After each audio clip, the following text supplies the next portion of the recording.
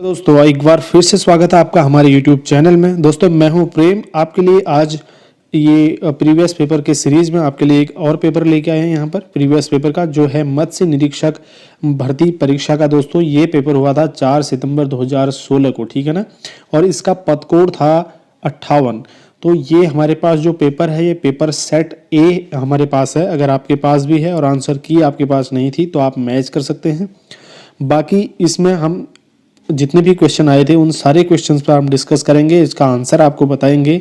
तो इस पेपर में लास्ट तक हमारे साथ बने रहिए। अगर वीडियो आपको अच्छा लगता है तो प्लीज़ वीडियो को लाइक ज़रूर कर देना और शेयर भी अपने दोस्तों तक या बाकी ग्रुप्स तक शेयर भी करें। अगर आप पहली बार हमारे चैनल पर हैं तो चैनल को सब्सक्राइब जरूर कर लेना दोस्तों। और सब्सक्राइब करोगे और बेल आइकन प्रेस करोगे आपको हमारे सारे अपडेट मिलते रहेंगे, कोई भी वीडियो मिस नहीं होगा। दोस्तों उत्तराखंड सीरीज़ में यहाँ पर आज हम चौथा वीडियो अपलोड करेंगे। तो ये चौथा वीडियो है जिसमें हम प्रीवियस पेपर सीरीज कर रहे हैं। तो पर डे यहाँ पर आपको देखने को मिलेंगे। तो आप हमारी चैनल की प्लेलिस्ट में जाकर आप प्रीवियस पेपर की लिस्ट देख सकते हैं। उसमें प्लेलिस्ट में आपको सारे प्रीवियस पेपर मिल जाएंगे, आप जिस भी एग्ज़ाम का प्रीवियस पेपर चाहते हैं दोस्तों। तो दोस्तों स्टार्ट करते हैं आज का वीडियो।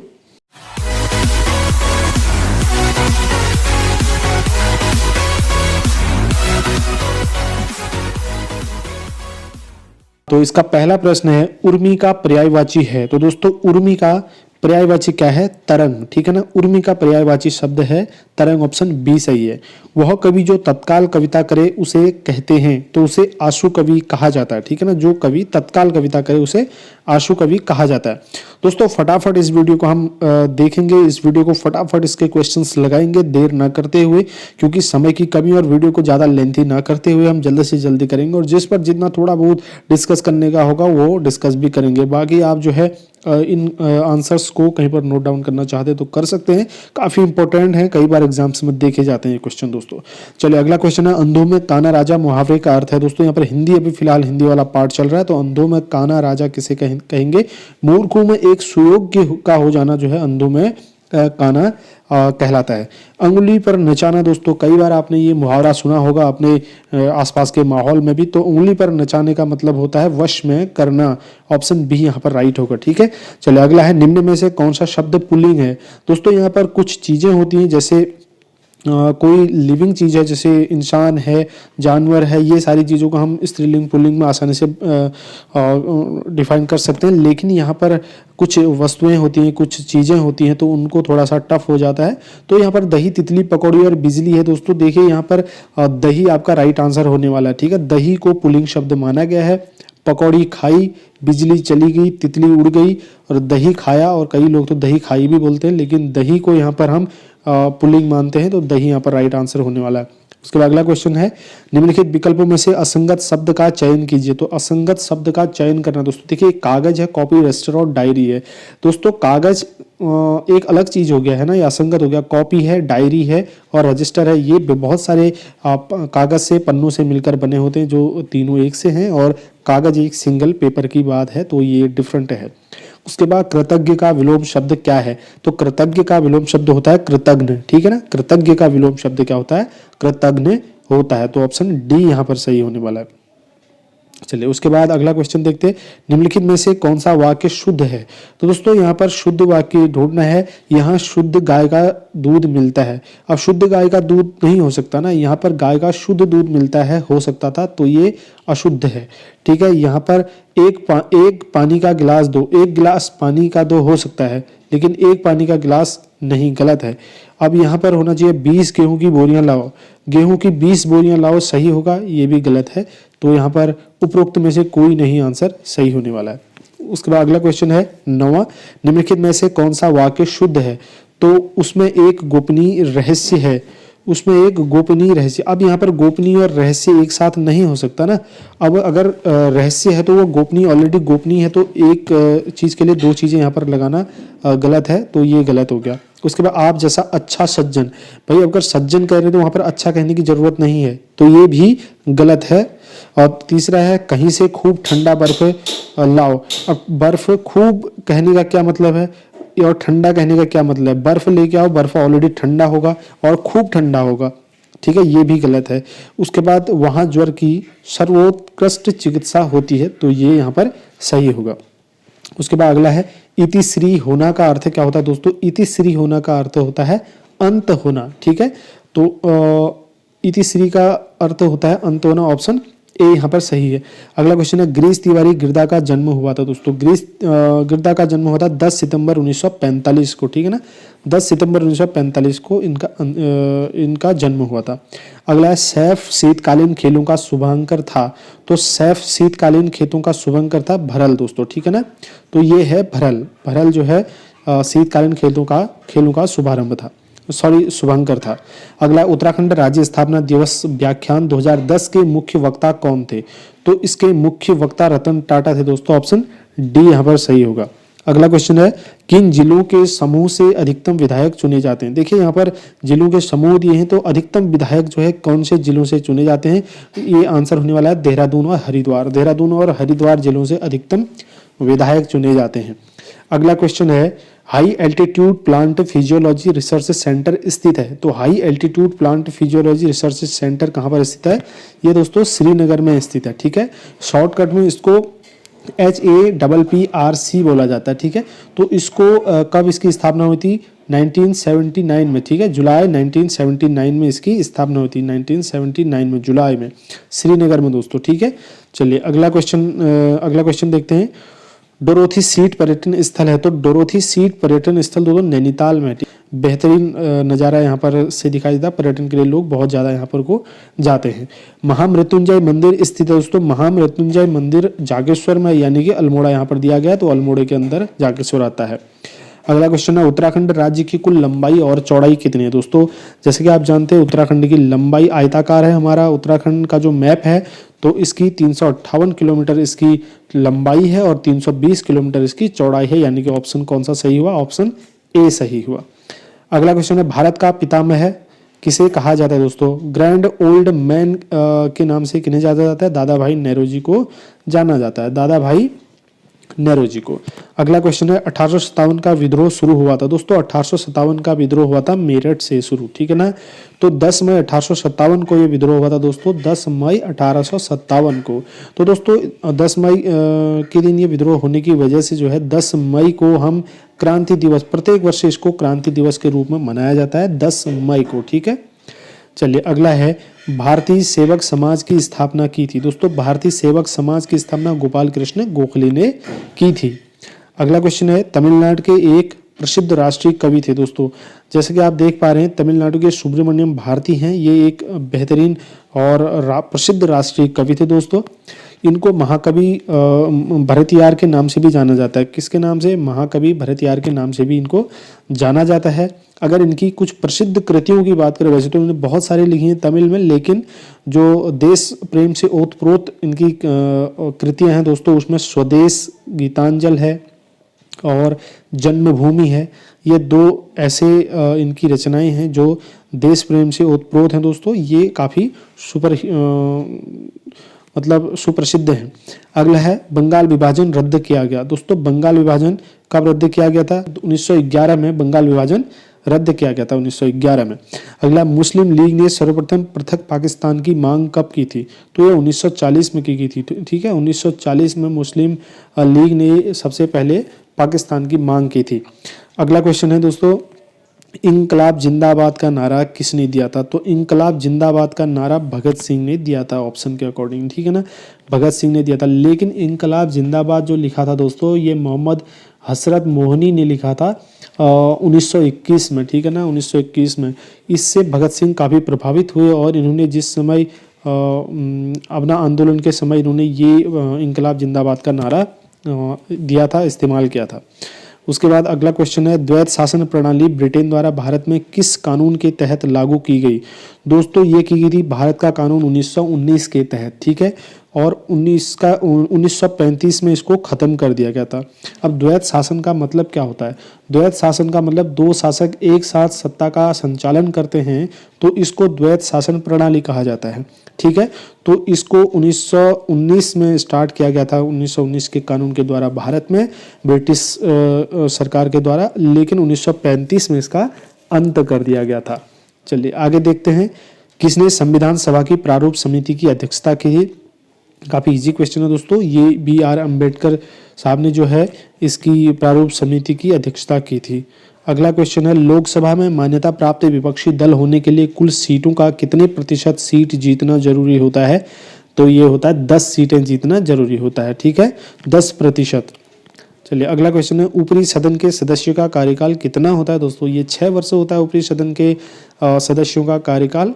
ऑप्शन बी सही है। अगला है, धन विधेयक पारित होता है। तो धन विधेयक कहाँ पर पारित होता है दोस्तों?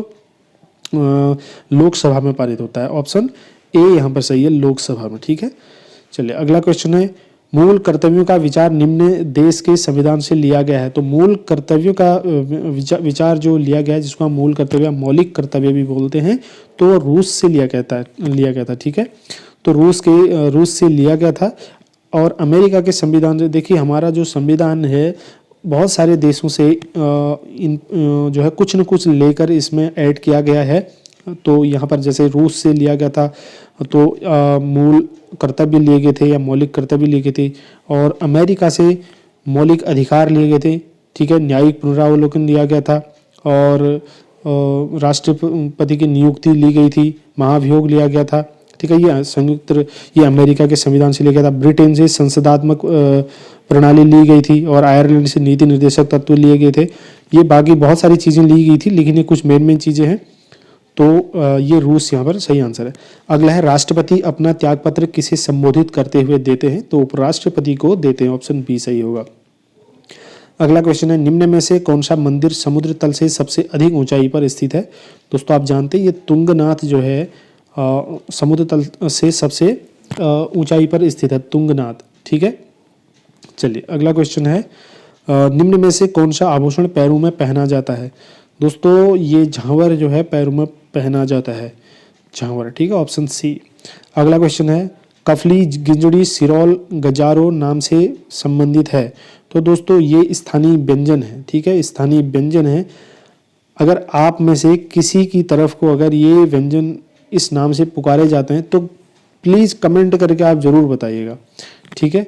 तो हमारे एरिया की तरफ को हमारे साइड नहीं बोला जाता। अगर आप लोगों के साइड अगर आप व्यूवर हैं हमारे और आपकी साइड में ये यूज़ किए जाते हैं ये व्यंजन, तो प्लीज़ आप कमेंट सेक्शन में ज़रूर बताएं।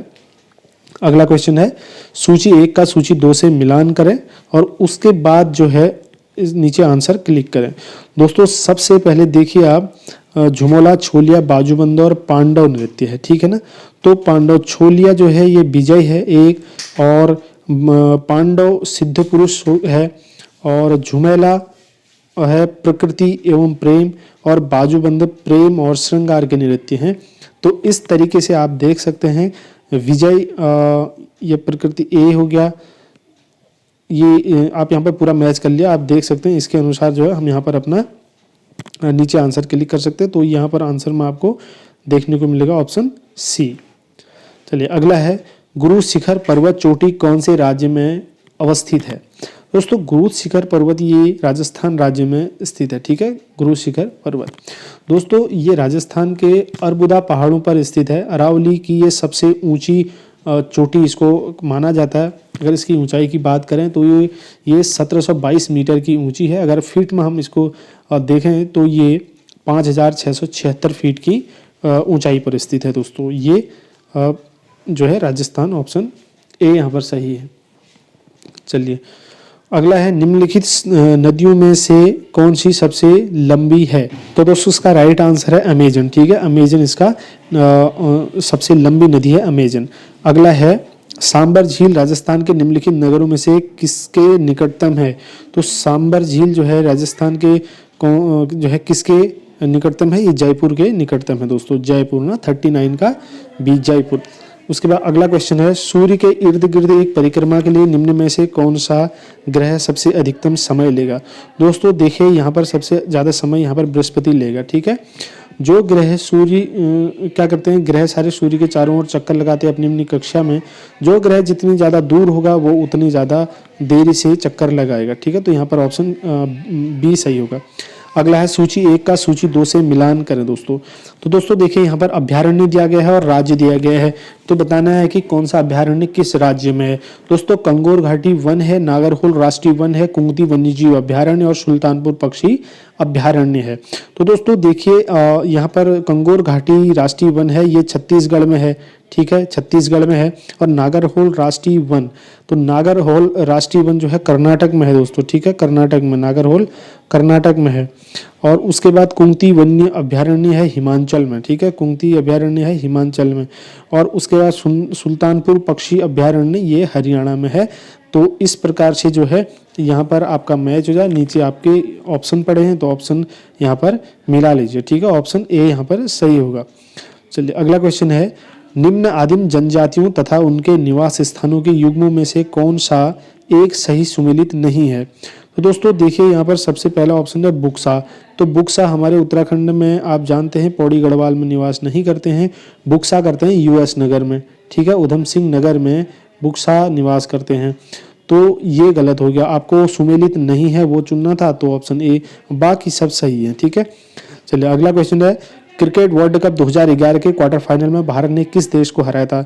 2011 का क्वार्टर फाइनल में जो है भारत ने ऑस्ट्रेलिया को हराया था, ठीक है, क्वार्टर फाइनल में ऑस्ट्रेलिया को हराया था दोस्तों। अगला है प्रकाश वर्ष से मानक है, तो प्रकाश वर्ष से दूरी मापने का इकाई है दूरी, प्रकाश वर्ष, ठीक है ना। चलिए अगला क्वेश्चन है, दाब है, तो दाब क्या है, एक अदिश राशि है दोस्तों, दाब क्या है, एक अदिश राशि है। अगला है सेल्सियस एवं फ़ारेनहाइट स्केल पर तापमान कब समान मतलब होता है, तो ये -40 डिग्री सेंटीग्रेड पर, ठीक है, -40 डिग्री सेंटीग्रेड। अगला है योजना आयोग का पदेन अध्यक्ष होता है दोस्तों, योजना आयोग अब तो योजना आयोग नहीं है, अब योजना आयोग को बदलकर नीति आयोग कर दिया गया है जून 2014 से। तो ये होता था जो योजना आयोग का पदेन अध्यक्ष प्रधानमंत्री होता है। चलिए अगला क्वेश्चन है, किस उद्योग में भारत में अधिकतम मजदूर कार्यरत हैं। दोस्तों सबसे अधिकतम मजदूर कार्यरत कपड़ा उद्योग में है भारत में, ठीक है, कपड़ा उद्योग। अगला है, 1 रुपये का नोट हस्ताक्षरित होता है। दोस्तों देखिए हस्ताक्षरित भारत सरकार के वित्त सचिव के द्वारा, ठीक है, भारत सरकार के वित्त सचिव के द्वारा 1 रुपये का नोट हस्ताक्षरित होता है। तो यहाँ पर अगला क्वेश्चन है, निम्न में कौन सा कर डायरेक्ट टैक्स होता है। तो डायरेक्ट कर कौन सा होता है दोस्तों, ये होता है आयकर, ठीक है, आयकर होता है, ऑप्शन ए यहाँ पर सही होने वाला है। तो दोस्तों ये 50 क्वेश्चन हैं जो जैसे कि हमने बताया ये मत्स्य निरीक्षक भर्ती के परीक्षा के 50 क्वेश्चन थे। इसमें से ये 4 सितंबर 2016 को ये पेपर हुआ था और इसमें हमने सारे के सारे क्वेश्चन डिस्कस कर लिए। और अगर आपको ये वीडियो अच्छा लगा दोस्तों, क्वेश्चन आपके लिए लगता है कि इम्पोर्टेंट थे और हमने आपसे शेयर किए, तो प्लीज़ वीडियो को लाइक ज़रूर कर दीजिए यार। तो लाइक करने से मोटिवेशन मिलती है दोस्तों, काम करने के लिए एक नई ऊर्जा मिलती है। और एक इंसान ऐसे हैं जो हमें बहुत ज़्यादा प्यार करते हैं, जैसे ही हम वीडियो अपलोड करते हैं ना देखते हैं ना कुछ करते हैं, सीधा डिसलाइक करते हैं। एक बंदा है जो भी है, लेकिन अच्छी बात है आप डिसलाइक करते हो, लेकिन हमें उसका रीज़न बता दीजिए कि इस वजह से हम डिसलाइक कर रहे हैं, तो उस गलती को हम सुधारने की पूरी कोशिश करेंगे दोस्तों। तो दोस्तों इस वीडियो में इतना ही है, धन्यवाद, मिलते हैं अगले वीडियो में, तब तक के लिए ढेर सारी शुभकामनाएं आपके लिए दोस्तों।